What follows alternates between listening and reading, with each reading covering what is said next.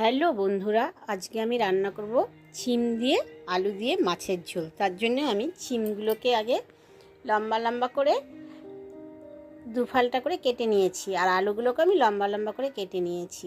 এদিকে আমি আদা, জিরা আর শুকনো লঙ্কা বেটে নেব পাটার মধ্যে। তারপরে আমি হলুদ লবণ মেখে মাছগুলোকে আগে থেকে রেখে দিয়েছিলাম। তেলটা গরম হয়ে গেছে, এখন আমি মাছগুলোকে ছেড়ে দেবো। তারপরে এপাট ওপাট করে ভালো করে আমি লাল লাল করে মাছগুলোকে ভেজে নেব। তোমরা চাইলে এটা কাঁচা লঙ্কা দিয়েও করতে পারো, রাঁধুনি ফোড়ন দিয়ে, ওটাও খেতে দারুণ লাগে।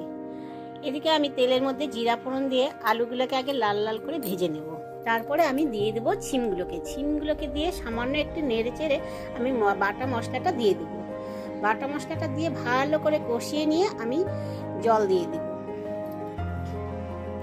জলটা ফুটে আসার সঙ্গে সঙ্গে আমি মাছগুলোকে দিয়ে একটুখানি 10 মিনিটের জন্য ঢেকে দেবো।